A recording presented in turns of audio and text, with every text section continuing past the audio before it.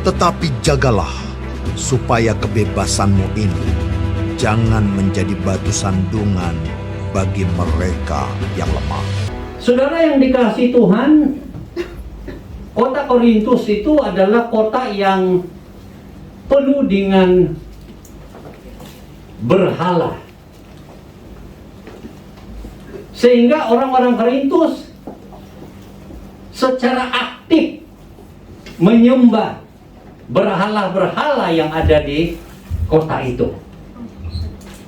Bagi mereka itu adalah semacam Tuhan mereka yang menentukan nasib hidup mereka, beruntung atau dikutuk atau apapun masalah yang dihadapi.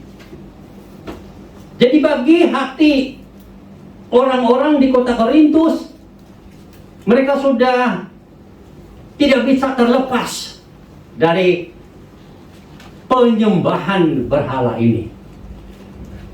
Dan kemudian saat mereka atau banyak di antara mereka percaya kepada Tuhan, mereka mulai melihat bahwa memang ada Tuhan yang sesungguhnya, Tuhan yang esa, pencipta langit bumi dan segala isinya.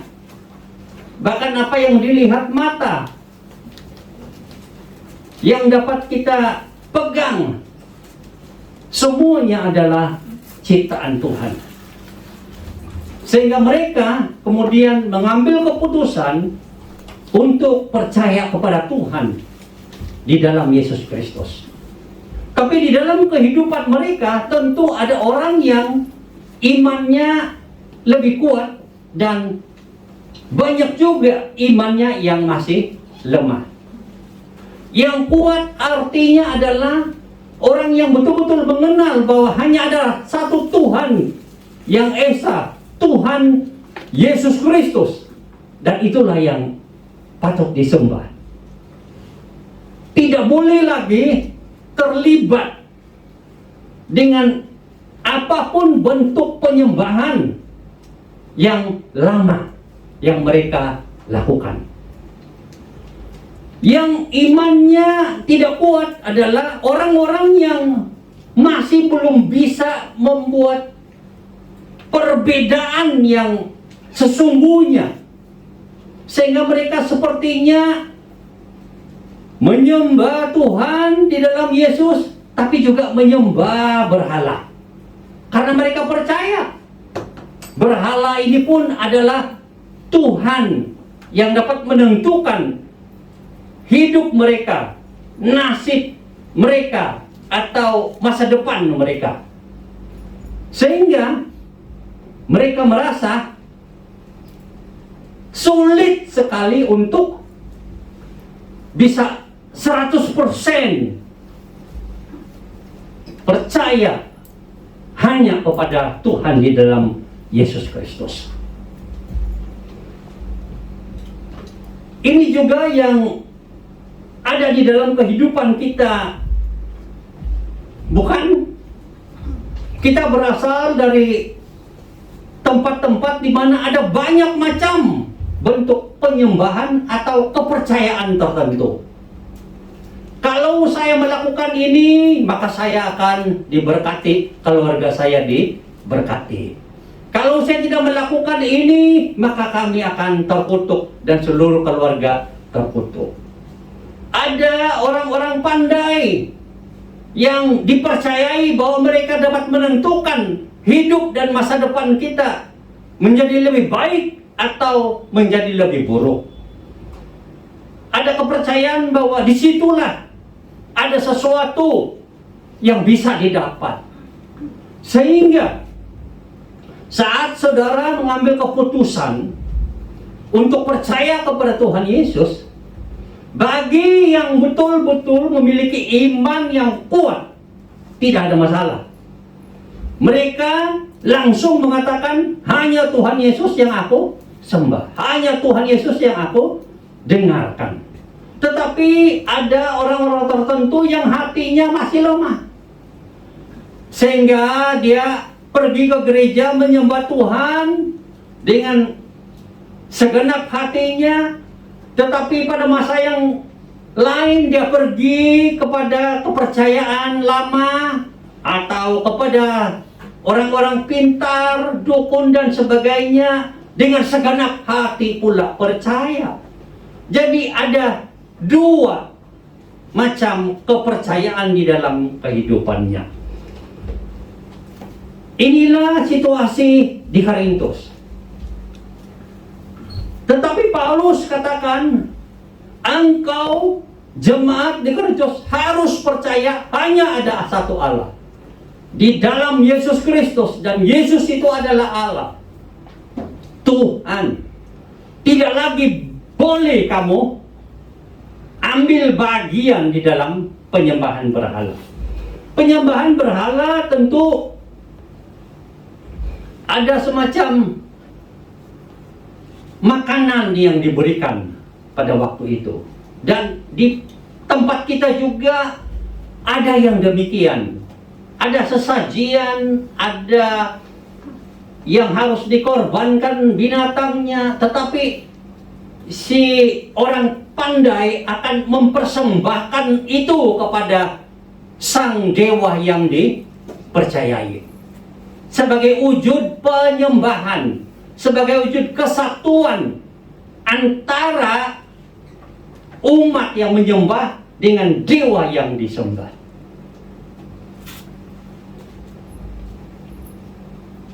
Di jemaat di Korintus ini, saat mereka mengambil bagian dalam ibadah di tempat-tempat penyembahan, ada waktu di mana mereka akan makan korban persembahan itu sebagai wujud kesatuan mereka dengan dewa yang diimani, sebagai wujud kepercayaan mereka kepada dewa yang diimani.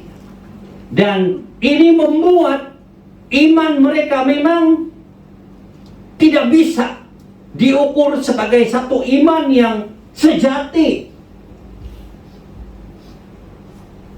Dan di sini Rasul Paulus melihat bahwa ada orang-orang tertentu yang kuat imannya, merasa bahwa tidak ada ilah lain, tidak ada dewa-dewa, tidak ada semacam roh-roh yang bisa mengganggu dia. Sehingga makanan berhala bagi mereka orang-orang beriman ini tidak ada masalah. Dan memang tidak ada masalah. Karena orang percaya ini, Yesus yang diwakili oleh Roh Kudus ada di dalam hati kita. Roh Kudus itu sendiri, Roh Allah ada di dalam hati kita. Roh yang lebih besar daripada roh-roh yang ada di dalam dunia ini.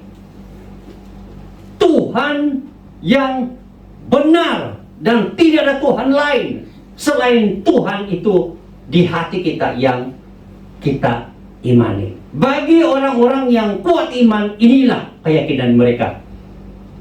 Dan memang kenyataannya seperti itu. Tidak ada apapun bentuk makanan penyembahan berhala yang dapat mengganggu kita. Pada saat dihidangkan, kita hanya berdoa di dalam nama Yesus, amin, dan dinikmati. Tidak ada masalah sama sekali. Bagi kita, tidak ada apa-apa yang ada di tempat penyembahan itu.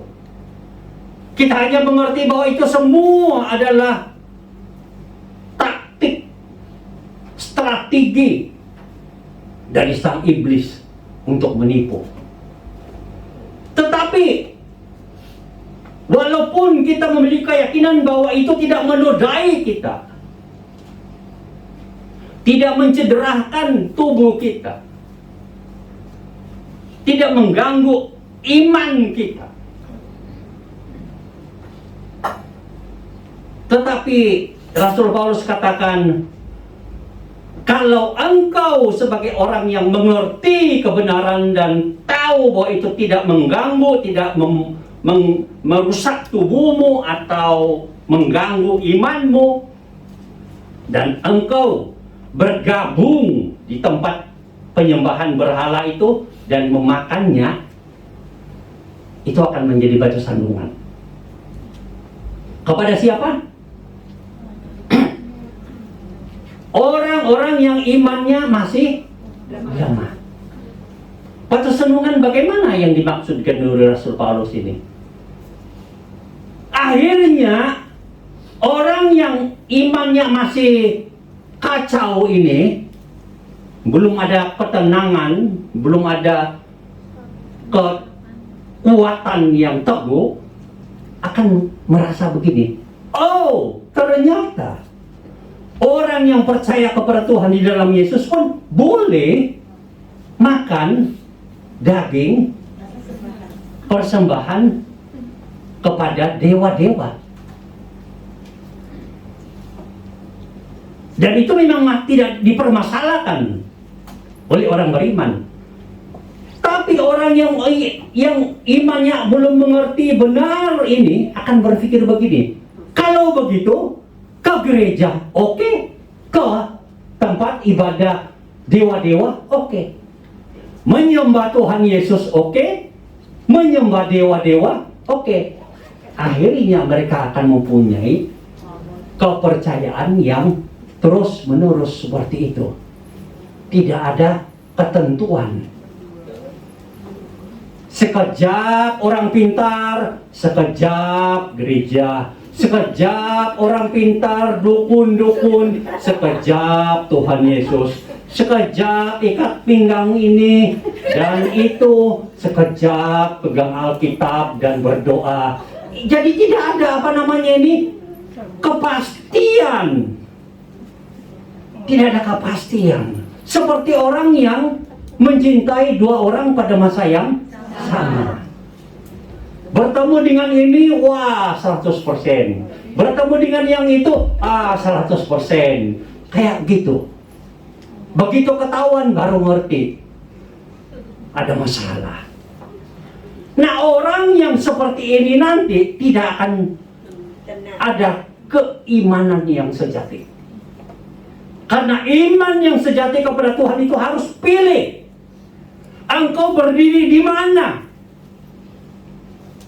Imanmu itu kepada siapa?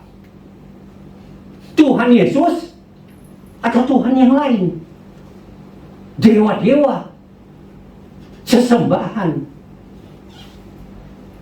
Nah, iman yang sejati itu hanya mengatakan, aku hanya percaya kepada Tuhan Yesus Kristus. Yang lain, silakan kalian yang menyembahnya, yang beribadah kepadanya, no problem for me. Silakan. But untuk saya, sorry. Kita masih bisa minum kopi bersama-sama. Kita bisa makan bersama-sama. Main sama-sama, jalan-jalan, hiking, kumpul-kumpul di taman, no problem. But in term of kepercayaan, you go. Dengan kamu punya kepercayaan, saya tetap percaya kepada Tuhan di dalam Yesus Kristus. Inilah iman saya. Jadi toleransi itu adalah kita bisa menghormati, menghargai kepercayaan orang lain, tetapi kita tidak mengambil kepercayaan itu menjadi bagian dari iman kita. Itu namanya toleransi. Toleransi. Ya. Bahasa Indonesia saudara itu baku. Kalau yang saya ini jalan-jalan punya. Berbicara tentang menjadi batu sandungan ini, kita luaskan lagi di dalam kehidupan kita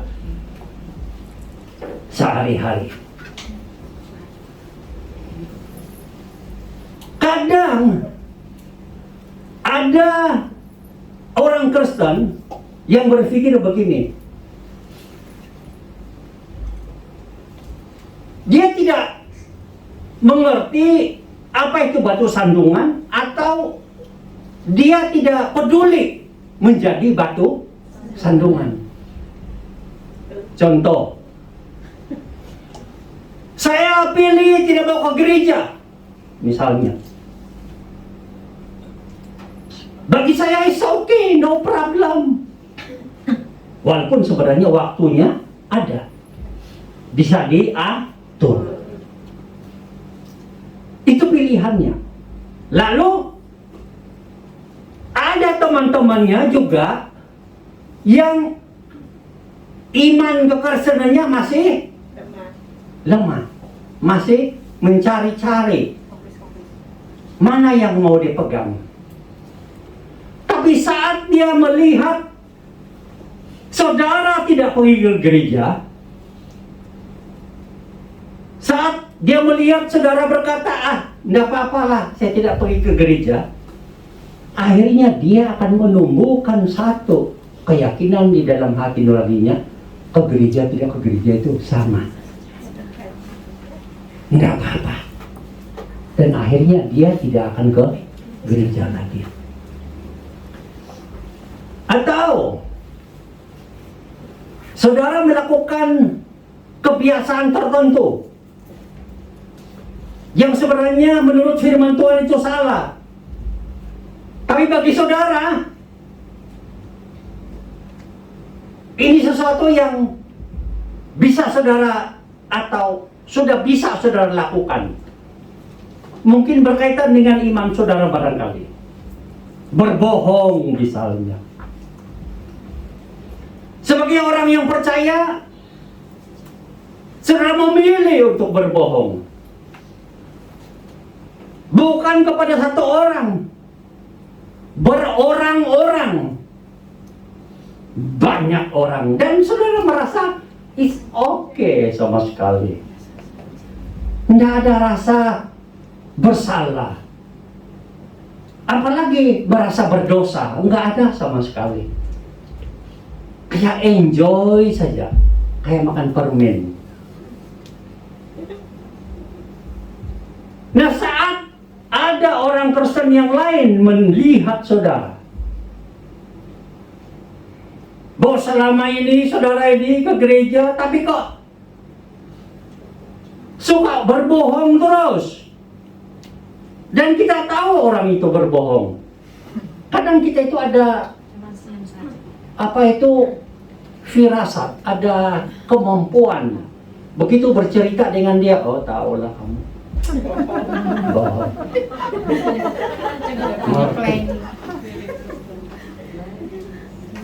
Kadang-kadang itu ada feeling, kadang-kadang itu feeling itu ilahi, ngerti itulah. Tapi karena kebiasaan berbohong itu sudah diambil menjadi bagian dari hidup, akan menjadi batu sandungan kepada yang lain.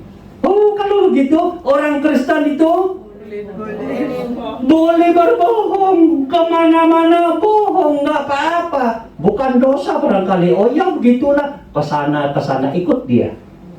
Akhirnya menjadi ahli pembohong. Akhirnya menjadi apa? Tukang bohong. Mau lari kemana orang yang bohong itu ya? Nggak bisa kemana-mana ya.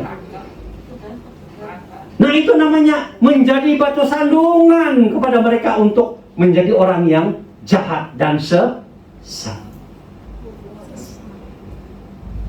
Atau ada dosa perzinahan misalnya. Saudara bergereja tapi berpikir bahwa ini oke-oke saja, tidak ada masalah. Ke sini, ke sana, ke siapa saja. Barangkali sudah menjadi pemikiran bahwa it's okay yang begini-begini ini. Ke gereja kudus, bahasanya rohani, salamnya hangat, dan sebagainya. Tapi siapa yang tahu di luar sana? Dia saja yang tahu. Hidup di dalam perzinahan. Tapi dengan ketemu teman yang lain, dia mungkin akan bercerita begini, ini mah tidak apa-apa, this is life. Ini adalah kehidupan kita di dunia ini. Maju sedikitlah, jangan kampungan, tradisional, zaman dulu kala. Jangan. Ini hidup zaman ini. Zaman now. Wow. Inggris saudara lebih maju. Terus inilah yang terjadi di bagian negara-negara Eropa atau di Amerika yang seperti ini. Bagi mereka no problem ini. Dari remaja, usia dewasa, bahkan yang tua-tua jalan terus dalam kehidupan perjinahan dan tidak menjadi masalah, kayak udah diterima. Lalu ada orang, kalau saudara begitu dan ada orang yang dengar dan melihat saudara bahwa ini adalah hidup zaman now, kita menjadi batu sandungan. Artinya apa? Orang itu akan berpikir, oh kalau begini ini oke-oke saja. Nggak perlu terlalu serius lah, tinggal firman Tuhan. Nggak perlu terlalu serius lah. Ya kita ke gereja, ya amin. Tapi kalau kita di luar, ya begitulah. Tidak terlalu serius. Jadi dimanapun amin, begitu kan? Di gereja amin, saudara-saudara, amin. Di luar dalam kehidupan perjinahan, amin, saudara-saudara, amin. Banyak, semua orang bersetuju. Nah ini menjadi batu sandungan. Jadi ada banyak kehidupan liar di dunia ini atau tabiat jahat di dunia ini yang menjadi budaya, kebiasaan, padahal saudara itu orang gereja, orang Kristen. Itu kalau tidak dibasmi, tidak diselesaikan, tidak dibereskan, saudara akan menjadi batu sandungan seumur hidupmu. Makanya kalau kita lihat di daerah tertentu atau di Eropa, orang sudah tidak tertarik dengan sungguh-sungguh hidup benar sebagai orang Kristen. Tidak tertarik. Kenapa? Karena hidup yang mereka lihat, yang mereka pelajari, ke gereja oke, ke dosa oke. Tidak ada masalah. Ini sama saja. Seperti di Korintus tadi. Nanti mereka berpikir ke gereja, puji Tuhan, amin. Ke kuil atau tempat penyembahan berhala dan melakukan semuanya, oke. Jadi begini, tidak ada iman yang sesungguhnya. Makanya kita harus berhati-hati di dalam kehidupan kita. Jangan sampai garam yang ada di dalam kehidupan kita menjadi tawar dan tidak berguna dan dibuang dan diinjak-injak orang. Karena firman Tuhan bilang apa? Kamu adalah garam dunia. Artinya memberikan satu rasa yang indah, rasa surgawi, rasa yang diajarkan oleh Yesus kepada dunia supaya mereka mau percaya dan mengambil keputusan hanya beriman dan percaya kepada Yesus. Kalau terus-menerus menjadi batu sandungan, maka engkau yang firman Tuhan katakan, engkau adalah terang dunia, tapi terang itu engkau tutup dengan gantang, kata firman Tuhan. Maka tidak ada kelihatan apa-apa. Gelap.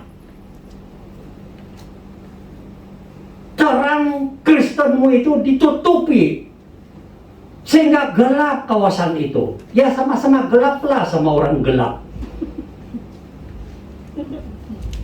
Jadi saat sudah berada dalam kelompok orang-orang yang berbeda keyakinan, kepercayaan, apakah mereka melihat bahwa engkau ada terang itu bercahaya? Apakah mereka bisa merasakan bahwa ada garam itu yang memberikan rasa di dalam kehidupan? Kita berdoa, Tuhan tolonglah aku, supaya aku sungguh-sungguh menjadi pengikut Yesus yang benar dan melakukan ajaran-ajaran Tuhan dengan benar, dan jauhkan aku dari menjadi batu sandungan kepada orang lain. Batu sandungan ini juga berbicara bukan saja di antara sesama kita orang-orang percaya, tetapi bisa menjadi batu sandungan kepada orang yang baru mau mengenal Tuhan, baru mau mencari Tuhan.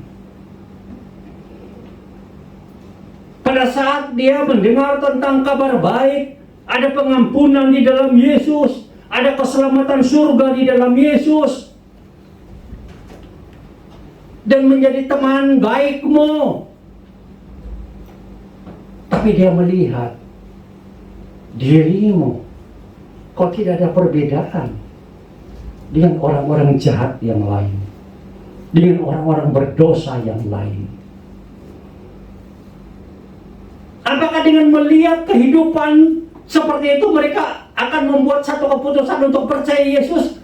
Itu akan terhalang. Susah. Dan itu kita semua alami, bukan? Sedangkan yang orang Kristen sendiri melihat orang Kristen yang lain yang jahat-jahat, saudara juga akan pikir begini, sudahlah, aku tidak mau ke gereja, sudahlah, aku tidak mau ikut Yesus. Lalu kamu ikut siapa? Terserahlah.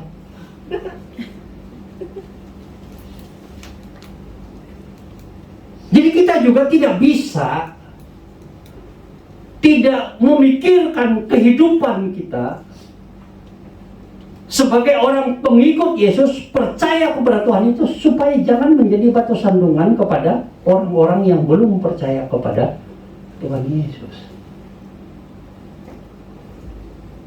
Biar mereka melihat dan merasakan garam surgawi keluar dari kehidupan kita dan mengalami betapa indahnya mengikut Tuhan. Biar mereka melihat cahaya Kristus bersinar di dalam dan melalui kita, dan mereka merasakan betapa indahnya melihat cahaya kemuliaan Tuhan. Tuhan akan menolong kita